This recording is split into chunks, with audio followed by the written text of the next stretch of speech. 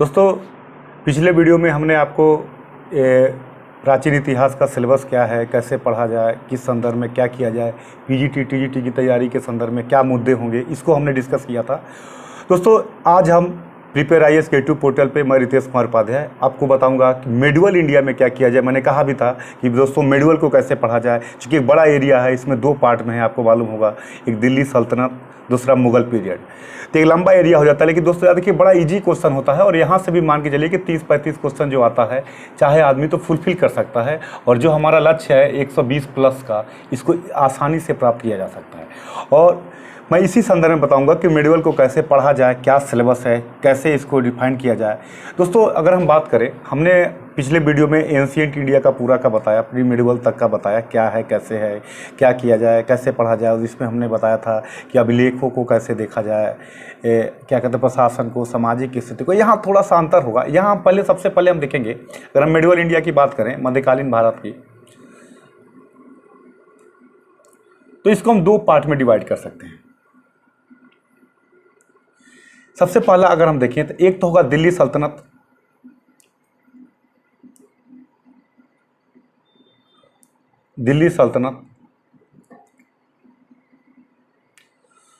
दूसरा होगा मुगल पीरियड, मुगल काल। दोस्तों, इसके अलावा थोड़ा सा कभी कभी एक आध क्वेश्चन आता है क्षेत्रीय जो राज रहे, जिसे दक्षिण के विजयनगर हैं, बहमनी हैं, कुछ क्षेत्रीय जो राजवंश रहे, क्षेत्रीय राजवंश। यहाँ से दोस्तों फैक्चुअल पूछता है, किसने स्थापना किया, क्या किया, कैसे किया। लेकिन जो मेन पार्ट होता है, हमें दिल्ली सल्तनत और मुगल काल को देखना होता है। और इसमें देखिए क्या है, 3-4 चीज़ें हैं। जैसे हम सबसे पहले दिल्ली सल्तनत को देखेंगे। दिल्ली सल्तनत में हम जैसे हमारा जो सिलेबस होगा, सबसे पहले हम देखेंगे गुलाम वंश को, स्लेव डायनेस्टी को, गुलाम वंश को। दोस्तों, गुलाम वंश में जैसे आप पढ़े होंगे, अगर हम बात करें तो हम देखेंगे कि कुतुबुद्दीन ऐबक से लेके बलबन तक लोग रहे। अब इसमें जो मेजर फोकस होगा यहाँ पे, अब कैसे हम करेंगे, सबसे पहले हमें याद, एक तो हमें क्रम पूछता है। सबसे पहला पोर्शन आता है अरेंज करने के लिए, किसके बाद कौन आया गुलाम वंश में। दूसरा हम देखते हैं कि इनके कार्य क्या रहे। जैसे कि आप पढ़ेंगे, अगर मेजर जो फेमस वाले कार्य रहे, तो अगर हम देखें तो इल्तुतमिश के गुलाम वंश में मेजर जो सबसे इंपॉर्टेंट है, इल्तुतमिश के कार्य क्या रहे। तो इसको पढ़ते कैसे हैं, अगर हम देखें तो हम देखते हैं क्या है, अगर हमें 3 एरिया देखना है कि पॉलिटिकली इल्तुतमिश ने क्या किया। दिल्ली सल्तनत को जो तुर्कों के अधीन किया, दिल्ली सल्तनत को पॉलिटिकली इल्तुतमिश ने क्या किया, क्या क्या रिफॉर्म किए, और इकोनॉमिक दृष्टिकोण से इन्होंने कितना मजबूत किया, क्या कि जैसे सिंपल मैं एग्जांपल देता हूं, जैसे आप इल्तुतमिश पढ़ते, लेकिन यहां से क्वेश्चन आता याद है, गुलाम वंश में 2-3 शासक बड़े इंपॉर्टेंट हैं। एक तो इल्तुतमिश है जिससे पूछा जाता है, और दूसरा याद किया बलबन। अब अगर हम इल्तुतमिश की बात करें तो इल्तुतमिश ने कई ऐसी चीजें की जिसका प्रभाव पड़ा, जैसे हम कह सकते हैं कि दिल्ली को गजनी से, जैसे क्वेश्चन देखिए कैसे, कि दिल्ली को गजनी से संबंध विच्छेद कराया, खलीफा से पहली बार मान्यता लिया इल्तुतमिश ने सबसे पहली बार खलीफा से दिल्ली सल्तनत की वैधानिक मान्यता लिया, अर्थात दिल्ली सल्तनत का वैधानिक शासक कौन बना, इल्तुतमिश बना। इसके अलावा अगर हम बात करें तो इक्ता प्रथा की शुरुआत हुई, एक तरीके से सामंतवाद। अब देखिए यहीं पे क्वेश्चन कैसे बना, इक्ता प्रथा आपके लिए क्या हो गया, इंपॉर्टेंट हो गया। क्यों हो गया, क्योंकि इक्ता प्रथा अगर हम बात करें प्री मेडुअल में, राजपूत काल में, तो सामंतवादी व्यवस्था के कहते हैं कि इसको चेंज करके एक नई व्यवस्था आई जो प्रशासनिक व्यवस्था थी, और इस तरीके से इसने क्या किया, प्रशासनिक केंद्रीकरण करने की कोशिश की। तो हम क्या देखेंगे, गुलाम वंश में पहले देखेंगे, अरेंज करेंगे किसके वजह से कुतुबुद्दीन ऐबक आया, इसके बाद आराम शाह, कौन कौन क्या क्या आया, इसको हम पहले देखेंगे। इल्तुतमिश के बाद कौन आया, रजिया कब बनी, बलबन कब बना, बलबन के पहले, यहां से क्वेश्चन पूछता, मतलब अरेंज करने के लिए। याद रखिएगा, कभी कभी सीधे सीधे क्वेश्चन देता है, लोग कंफ्यूज। देखिए याद रखिएगा हमेशा एक चीज, इजी क्वेश्चन गलत ना करिए, सिलेक्शन आसानी से हो जाता है, और ये बहुत शानदार होता है, क्रम दे देगा, मिला देगा। जैसे इल्तुतमिश के बाद कई छोटे छोटे राजा बने, सुल्तान बने, तो उनके क्रम क्या होंगे, इसको याद रखिएगा। दूसरा, तो इसका मतलब सबसे पहले हमें इसमें देखना, अरेंज करना है। दूसरा हमें देखना है इनके कार्य क्या रहे, और इन्होंने विभाग, जैसे कार्य में तीसरा आता है जो क्वेश्चन पूछता है, इन्होंने कई प्रशासनिक डिपार्टमेंट धीरे धीरे चालू किया। तो किसने कौन सा प्रशासनिक डिपार्टमेंट चालू किया, जैसे अगर हम बात करें तो हम 3-4 चीज़ों पे फोकस कर सकते हैं जो आपको जब भी आप पढ़िए इस चीज़ को आपको हमेशा दिमाग में रखना है। जैसे पहला, सुल्तानों के कार्यकाल को अरेंज करना, अरेंज किया जाए। दूसरा पॉइंट याद रखिएगा, इनके कार्य क्या रहे। तीसरा पॉइंट याद रखिएगा, प्रशासनिक में क्या इन्होंने कोई विभाग स्थापित किया। जैसे दीवाने अर्ज क्या किसने स्थापित किया, जैसे दीवाने मुस्तखराज किसने स्थापित किया। ये देखिए क्वेश्चन कहां से हमें पकड़ना है। अब पढ़ते हैं, आदमी कहता है हमने 10 किताब पढ़ लिया, जब क्वेश्चन आता है कहां से पूछा, किस पे हमें पॉइंट करना है, तो इन पे हमें फोकस करना है। कार्य क्या रहा, इन्होंने कौन सा विभाग बनाया, सेना में सुधार किसने क्या किया, राजस्व में किसने क्या सुधार किया, ये हमें देखना है दिल्ली सल्तनत में। और जो जैसे गुलाम वंश रहा, गुलाम वंश के शासक कौन कौन रहे, फिर खिलजी वंश में देखेंगे क्या परिवर्तन हुआ, खिलजी वंश को हम देखेंगे। फिर हम तुगलक को देखेंगे, तुगलक वंश क्या है, तुगलक वंश का फाउंडर कौन रहा, तुगलक वंश की स्थापना, तुगलक, अब देखिए यहाँ से क्वेश्चन, खिलजी वंश का अंतिम शासक कौन रहा, तुगलक वंश की स्थापना किसने की, तुगलक वंश का अंतिम शासक कौन रहा। इसके बाद हम देखेंगे सैयद वंश, और इसके बाद लोदी वंश। देखिए क्वेश्चन क्या कहे, एक तो क्रम पूछेगा, दूसरा पूछा खिलजी वंश का अंतिम शासक कौन रहा, तुगलक वंश का पहला शासक कौन रहा, इस किसने कौन सा कार्य किया, विभाग को किसने, मतलब हमें सुल्तान के कार्यकाल को देखना है, इनके कार्य को देखना है, इनके विभाग किसने कौन सा विभाग स्थापित किया वो देखना है, सेना में किसने क्या सुधार किया। जैसे कई बार पूछता है दिल्ली सल्तनत का सैन्य विभाग कौन है, दीवाने अर्ज, दीवाने अर्ज की स्थापना किसने की, एक क्वेश्चन देखिए। फिर पूछता है केंद्र में अस्थायी सेना किसने रखी। अब देखिए दोनों क्वेश्चन बदल गया, एक का बलबन होगा, एक का अलाउद्दीन खिलजी होगा। तो हमें यह देखना है, जैसे कई बार क्या दे देता है, अधिकारी दे देगा और पूछेगा सही कौन सा है गलत कौन सा है। तो हमें क्या करना है, सबसे पहले क्रम से इनके कार्यकाल को देखना है। कई बार इल्तुतमिश के बाद कई गुलाम वंश में कई छोटे छोटे शासक हुए, पूछ देता है ABCD अरेंज करिए, कौन किसके बाद हुआ क्या हुआ। तो हमें दिल्ली सल्तनत में 3-4 चीज़ों पे फोकस करना है। सबसे पहले सुल्तानों के कार्यकाल को देखना है, किस वंश के बाद कौन बना, गुलाम वंश का कौन पहला शासक रहा, कौन अंतिम शासक रहा, खिलजी वंश का कौन पहला रहा, कौन अंतिम, किसने कौन सा कार्य किया। इसके अलावा डिपार्टमेंट कौन कौन से रहे, किस डिपार्टमेंट की स्थापना किसने की, और कौन सा डिपार्टमेंट। जैसे एक चीज़ और आपको यहाँ पे देखना होगा, ये तो हो गया पॉलिटिकल, हमने बता दिया कि हमें देखना है खिलजी वंश को देखना है, तुगलक वंश को देखना है, सैयद वंश को देखना है, लोदी वंश को देखना है। ये समझ में आया। अब देखिए इसके अलावा दूसरा पार्ट कहाँ से आता है यहाँ पे क्वेश्चन। थोड़ा सा मेडुअल का पढ़ने का तरीका अलग होता है, नहीं तो लंबा सिलेबस है और लोग कंफ्यूज बने रहते हैं। एक तो ये हो गया, हमने इसको देखा, दूसरा देखिए क्या देखा।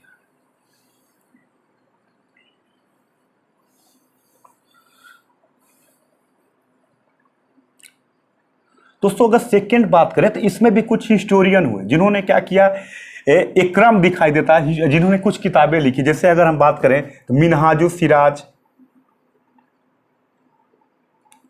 ये सब देखिए इनके किताब कौन रहा ये हमें जानना है, मीना किसके बारे में कहां से कहां तक लिखे। दूसरा हम बात करें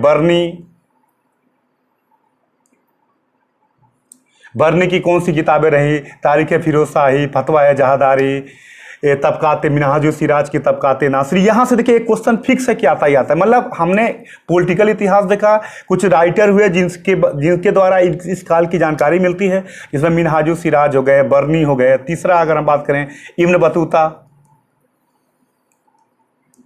हम बात करें चौथा अफीक। अब देखिए इनमें क्या है, एक जैसे इब्न बतूता के बारे में किसके कार्य में आया है, कौन सा आया, क्या किया, क्या जानकारी देता है। अलाउद्दीन की बाजार व्यवस्था की जानकारी कौन देता है। इनकी किताबें मिलाने के लिए आ जाता है, दे देगा किताब और कहिए मिलाइए। तो एक क्वेश्चन यहाँ से आता है जो फिक्स है, मतलब याद रखिएगा ये फिक्स है। यहाँ आप देखिएगा जब भी PGT का एग्जाम देंगे तो या तो यहाँ से किताब पूछेगा या मिलाने के लिए पूछेगा, यहाँ से क्वेश्चन आना ही आना है। तो हमें एक तो राजनीतिक कार्यकाल को देखना है कि किसका कौन रहा, कौन फाउंडर रहा, किसने स्थापना किया। एक देखना है बुकों को देखना है किसके बारे में क्या कहते हैं। तीसरा जो मुद्दा हमें, तीसरा जो टॉपिक हमें ध्यान देना है, प्रशासनिक व्यवस्था इनकी क्या रही। देखिए प्रशासनिक व्यवस्था में हम ये पढ़ेंगे, इन्होंने कई विभाग बनाए। जिस विभाग को पूछता है ये विभाग किससे संबंधित है, जैसे हम एक एग्जाम्पल दे देते हैं, दीवाने अर्ज ये किससे संबंधित है। पूछ दिया दीवाने मुस्तखराज दीवाने मुस्तकराज, पूछ दिया दीवाने रियासत। देखिए ये सब क्या क्वेश्चन है, आप क्या जानते हैं, कितना पॉलिटिकल पढ़े उससे मतलब नहीं। हमने पूछ दिया दीवाने अर्ज की स्थापना किसने की, क्या है, दीवाने मुस्तकराज क्या है, दीवाने रियासत क्या है। इसके अलावा अगर हम बात करें, अगर हम देखें तो इस तरीके से, इसके अलावा प्रांतों में इनकी व्यवस्था क्या थी, प्रांतों में हमने पिछले पता, प्रांतों में इनकी व्यवस्था क्या थी, जिलों में इनकी व्यवस्था क्या थी। एक तो ये हो गया जो पूछता है प्रशासन में विभागों को पूछता है किसने इसकी स्थापना की थी और ये किससे संबंधित है। Point clear. प्रांत और जिले लेवल पे क्या कहते थे, थी कि नहीं थी, किस तरीके की व्यवस्था थी, ये देखते हैं। इसके अलावा इनका कर पूछता है, इनकी कर व्यवस्था कैसी थी, उसके पीछे का बैकग्राउंड क्या था, कर कौन ज्यादा लिया, कौन कम लिया, कौन कौन से कर होते थे।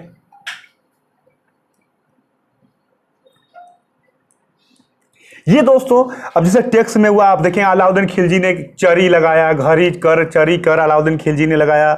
इसके अलावा कई करों को जिसे कहते हैं इब्न फिरोज तुगलक ने लगाया। मोहम्मद भी किस कर को किसने समाप्त किया। तो यहाँ से भी मतलब हमने देखा विभागों के नाम को देखा, कौन सा कर किससे संबंधित है इसको देखा, लेखकों को देखा। तो ये हमारा प्रशासन में हमें इस पे ध्यान देना है, यहाँ पे ध्यान देना है, क्योंकि विभागों का नाम अलग होता था। तो ये पूछा जाता है कि कौन किससे संबंधित रहा और किसने कौन सा स्थापना किया। एक दूसरा पोर्शन आ गया ये क्या कहते हैं दिल्ली सल्तनत का। तो हमने बताया राजाओं के कार्यकाल, अरे सॉरी सुल्तान, राजा के सुल्तान कहिए, सुल्तानों के कार्यकाल क्रम इनका क्या रहा, किसने किसको फाउंडर व्यवस्था रही, इनका एडमिनिस्ट्रेशन कैसा, में क्या से डिपार्टमेंट को किसने स्थापित किया। क्योंकि देखिए इन लोगों ने क्या किया है, भारत में इस्टेब्लिशमेंट किया एक नए प्रशासन का। तो यहाँ से हमें पीजीटी में जब हम देते हैं तो यहाँ से फैक्ट उठाया जाता है और यहाँ से फैक्ट को ये लोग क्या करते हैं, पूछते हैं। इसके अलावा अगर हम तीसरी बात करें दोस्तों, तीसरे पॉइंट पे देखें तो देखिए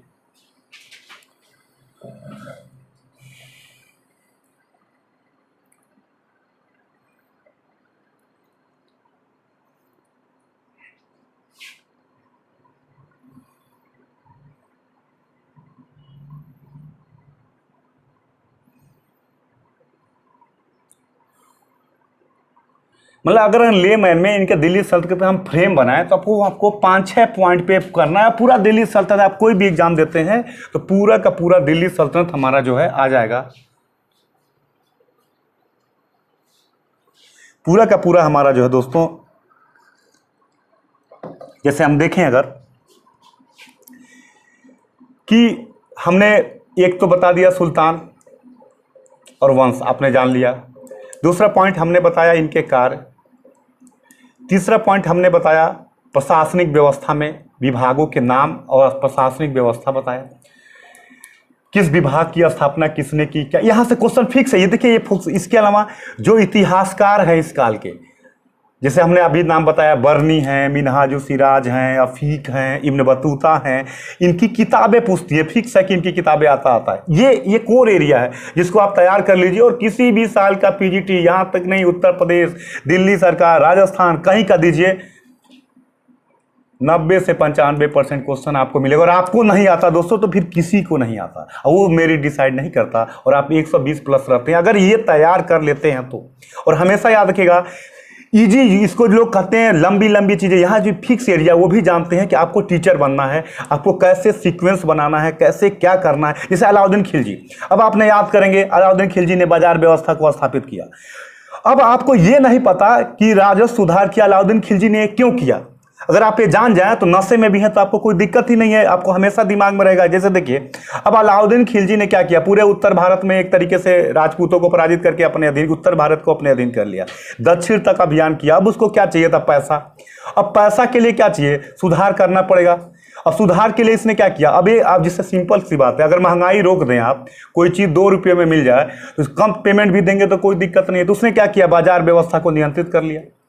अब बाजार व्यवस्था को नियंत्रित करने से क्या फायदा हुआ कि उस सेना के खर्च को कम हो जाएगा, पेमेंट कम भी देगा तो कोई दिक्कत नहीं। और दूसरा राजस्व सुधार में क्या किया, कर व्यवस्था, अब इनकम को बढ़ाया, अपनी आय को बढ़ाने के लिए राजस्व सुधार कर लिया। अब कहाँ रटने वाला दिक्कत है। अब 2 काम किया, कहते हैं मार्केट। अब आप जब रटेंगे तो कंफ्यूजन होगा, उसके पीछे का कारण जान जाए। जैसे अगर आपके पास 100 रुपया है तो आप 100 रुपये का तो काम करेंगे, बढ़ाने की कोशिश करेंगे। जाहिर सी बात है, इसको क्या था, खर्च ज़्यादा थे, आर्मी पे खर्च हो रहा था ज़्यादा, तो आर्मी के खर्च को कंट्रोल करना जरूरी था। इसके लिए जाहिर सी बात है क्या करेगा, रेवेन्यू व्यवस्था में सुधार करेगा, जिसका परिणाम रहा मार्केट कंट्रोल किया, जिसका इसका किया। देखिए पूरा लॉजिक है जिसे आप बलबन पढ़ते हैं। देखिए मैं एक दृष्टिकोण दे रहा हूं जिसे बलबन बलबन कहते हैं कि बलबन ने किस पे बल दिया, दरबार की कहते हैं शानो शौकत पे बल दिया, अपने को मुख्य दिखाने लगा, दिखाया कि वो कहता है जिल्ले अल्लाह हूं मैं। ये पूछा गया आईएएस में और पीजीटी में भी कई बार पूछा है, हर एग्जाम में जिल्ले इल्लाह कहता है, ईश्वर की मैं छाया हूं, शैडो ऑफ गॉड। क्यों? क्योंकि वो जानता है कि गलत तरीके से सत्ता प्राप्त किया है तो अन्य व्यक्ति भी गलत तरीके से सत्ता प्राप्त कर सकता है। तो अगर इसको रोकना है तो अपने को सुप्रीम दिखाना पड़ेगा। और अब दरबारी शान शौकत को लाता है कि कहता है कि मैं ईश्वर की छाया हूं, मैं जो कहूं वही सत्य है। दरबार में कोई इमोशन बंद कर देता है। आपको पता होगा कि सिजदा और पैबोस की परंपरा चालू करता है, मतलब आप किसी के दरबार में झुकते हुए जाइए, उसके पैर को चूमिए तो आपकी इज्जत वैसे ही खत्म हो गई। तो अब आपको सिजदा पैबोस याद नहीं करना है। अगर बलबन के कैरेक्टर को समझ गए तो अपने आप पता है सिजदा की व्यवस्था किसने चालू की, पैबोस की व्यवस्था किसने चालू की, कोई दिक्कत ही नहीं आएगा। तो मेरे कहने का मतलब कि अगर आपने सही तरीके से समझा कि किस परिस्थिति में ये बना तो आपका पूरा फैक्ट आपके दिमाग में रहेगा। कभी भी एग्जाम दीजिएगा तो आपको ये पता रहेगा मेडिवल का कोई क्वेश्चन हमसे बाहर नहीं जाएगा। दिल्ली सल्तनत का जब भी देंगे हमें कोई दिक्कत नहीं आएगा। तो सबसे पहले हमें कार्य प्रशासनिक व्यवस्था हिस्टोरियन को हमें जानना है और इन्होंने टैक्स में क्या सुधार किया और तकनीकी परिवर्तन पूछता है। दोस्तों कहते हैं कि ये नगरी, इन्होंने नगरों में रहा, नगरी व्यवस्था को इन्होंने डेवलप किया। तो टेक्नोलॉजी में जिसे हम चरखे में बात करते हैं, कई तरह की तकनीकी में जो परिवर्तन हुआ ये पूछा जाता है। अगर इतना आप दिल्ली सल्तनत को तैयार कर लेते हैं, यकीन मानिए कोई भी क्वेश्चन बाहर नहीं जाएगा। और हम जो हमारी क्लास चालू हो रही है उसमें हम केवल यही नहीं बताएंगे, इसके साथ हम टेस्ट लेंगे, टेस्ट में पूरी चीज़ें आपको देंगे, बैक ईयर पेपर को हम बताएंगे। और जो भी इसको ज्वाइन करता है यकीन मानिए कि ये ऐसा कार्यक्रम बनाया जा रहा है लोगों के डिमांड पे कि आपका एक पोस्ट हमेशा के लिए सिक्योर है। और आप पेपर दे के आइएगा तो कहिएगा मैं इंटरव्यू दे रहा हूँ, और तब आप कहिएगा कि हमने पढ़ा। और ये आपके खून में इतिहास जम जाएगा कि कभी भी आप पढ़िएगा ये चीज़ें अलाउद्दीन खिलजी वैसे ही आप बोलते चले जाइएगा। ये हमारा प्लानिंग है और इस तरीके से हम काम करेंगे। दोस्तों इसके अलावा हम मुगल वंश को थोड़ा सा देख लें कि मुगलों को, चूंकि मध्यकालीन भारत दो भागों में डिवाइड है, एक है दिल्ली सल्तनत, हमने दिल्ली। अब मुगल का पढ़ने का तरीका थोड़ा अलग है क्योंकि दिल्ली सल्तनत में कई वंश आए, परिवर्तन हुआ, गुलाम वंश आया, खिलजी वंश आया, तुगलक वंश आया, सैयद वंश आया, लोदी वंश आया। यहाँ क्या एक ही वंश है जो बाबर से चालू होता है, 1857 तक बहादुर शाह जफर तक रहता है। इनमें क्या रहा, इनको कैसे पढ़ेंगे, इनको कैसे देखेंगे। यहाँ सुल्तान कहते हैं, वहाँ बादशाह कहते हैं। सुल्तान और बादशाह के बीच का अंतर क्या है, क्यों इनको बादशाह कहते हैं, इनको सुल्तान का मतलब क्या है, यहाँ पे जब हम उसको देखते हैं तो ये चीज़ें हमारी क्लियर हो जाती है। थोड़ा सा हम मुगल के बारे में बताएंगे, उसके बाद आपको बताते हैं।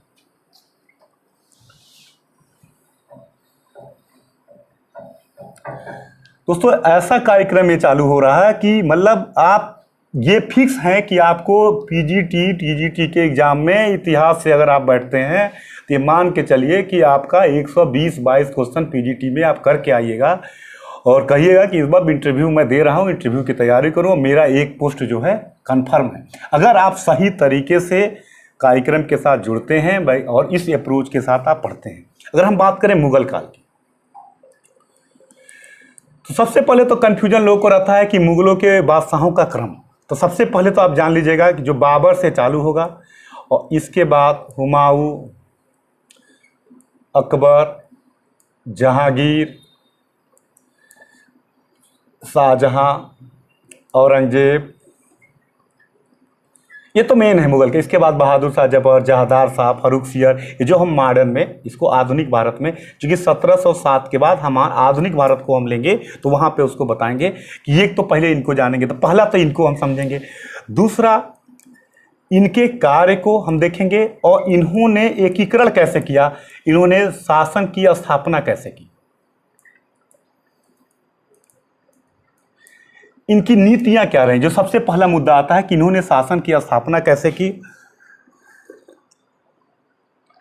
इनकी नीतियां क्या रही। जैसे कहने का मतलब यह है कि पहला इन्होंने कौन कौन से युद्ध किए और किससे किए, जैसे हम बाबर को पढ़ते हैं तो पानीपत का युद्ध हुआ, खानवा का युद्ध हुआ, इसके बाद जितने लगातार युद्ध किया, तो वो क्रम युद्धों का एक तो युद्ध को हम देखेंगे।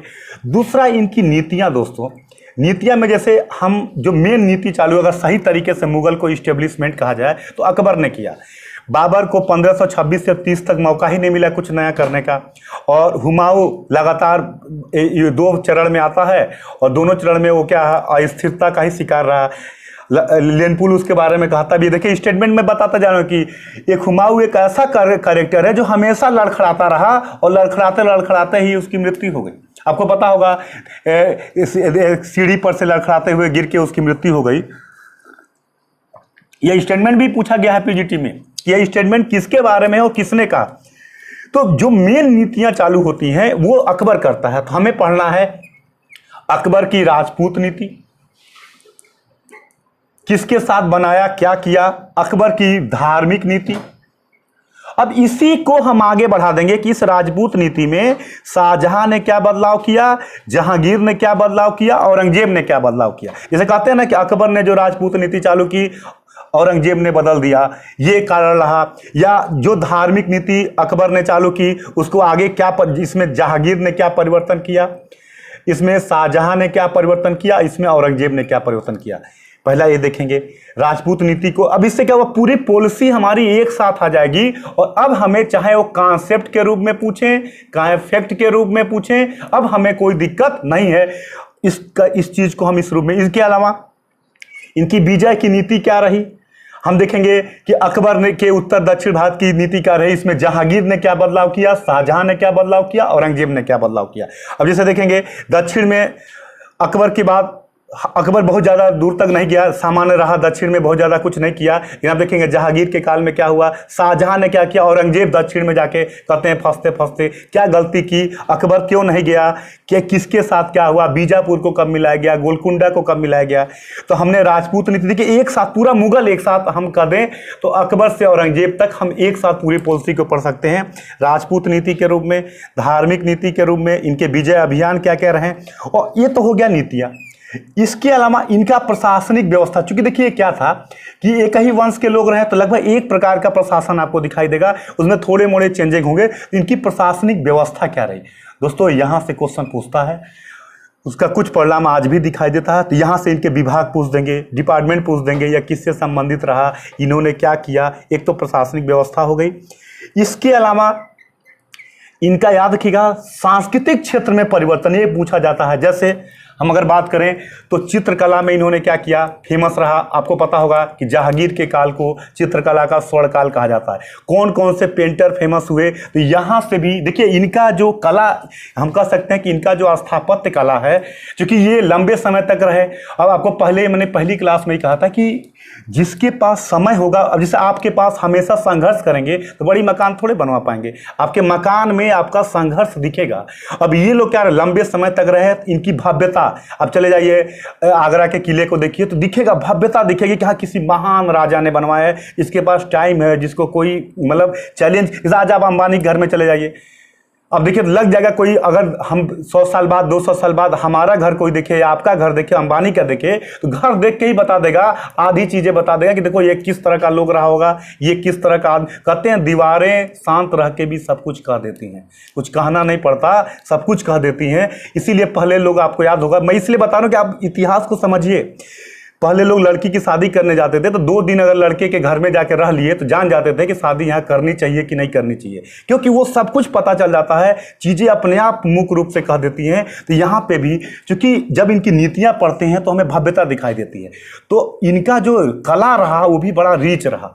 तो इनका हम पढ़ेंगे पेंटिंग में इन्होंने क्या किया, चित्रकला में कौन से चित्रकार हुए फेमस। जैसे हम पढ़ते हैं अबुल हसन का नाम लेते हैं, जैसे हम पढ़ते हैं क्या कहते हैं फारूक रजा का नाम लेते हैं। तो चित्रकला में इन्होंने क्या किया, कौन कौन से पेंटर रहे, कौन फेमस रहे।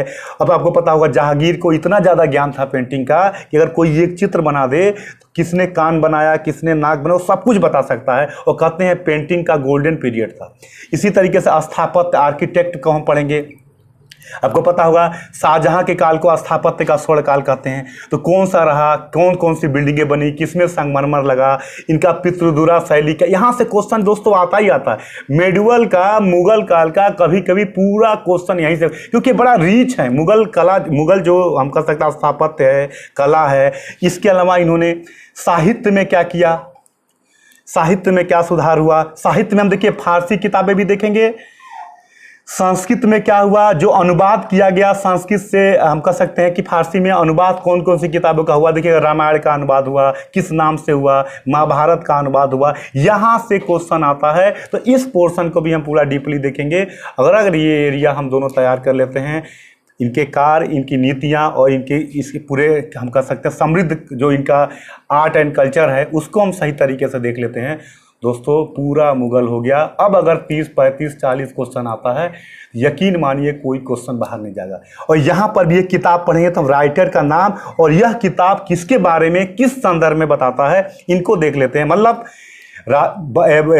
मुगल बादशाहों का क्रम, इनके शासन में इन्होंने क्या स्थापित किया, क्या किया, इनकी युद्ध नीति कैसी रही, राजपूत नीति में सबका कंपेयर करके, धार्मिक नीति, विजय की नीति, प्रशासनिक व्यवस्था और सांस्कृतिक व्यवस्था में इन्होंने क्या किया, इतना चीज़ें हम देख लेते हैं। और देखिए रटने वाला कुछ नहीं, क्योंकि एक सीक्वेंस है। जैसे अगर आपके पिताजी कोई नीति चालू किए हैं तो आप उसी को या तो बढ़ाइएगा या ख़त्म करिएगा। अब अकबर ने जो चालू किया, या तो उसको बढ़ाएंगे लोग या उसको खत्म करेंगे, हमें उसी को देखना। तो याद रखिएगा, इतिहास में बड़ा भ्रम में लोग रहते हैं, यहाँ रटने वाला कुछ नहीं है। समझ गए तो फिर अपने आप चीजें समझ में आ जाएगी। और यकीन मानिए 4 ऑप्शन में एग्जैक्ट मारेंगे, यही सही है, कोई रोक नहीं सकता सिलेक्शन से। ये हमारा पूरा कार्यक्रम है और ये मेडुअल का सिलेबस है जो हम इसको आपको बताएंगे और इसी सीक्वेंस में रहेगा दोस्तों। ये हमारा जो प्लान होगा, इसको हम सही वैज्ञानिक तरीके से चालू कर रहे हैं with test series, printed material, ये दोनों देंगे। अब आपको क्लास के लिए जो भी इंक्वायरी लेना है, आप प्रिपेयर IAS के उस पर आप बात करके इस चीज़ को ज्वाइन कर सकते हैं। यकीन मानिए आपकी सफलता 100% सुनिश्चित होगी और आपकी हर समस्या का समाधान यहाँ किया जाएगा। और एक पोस्ट आपका एक जगह नहीं, जहाँ भी आप देंगे टीचर की वैकेंसी निकलेगी, इतिहास से आपको सफलता मिलेगी। इसी उम्मीद के साथ इस कार्यक्रम को चालू किया जा रहा है दोस्तों। धन्यवाद।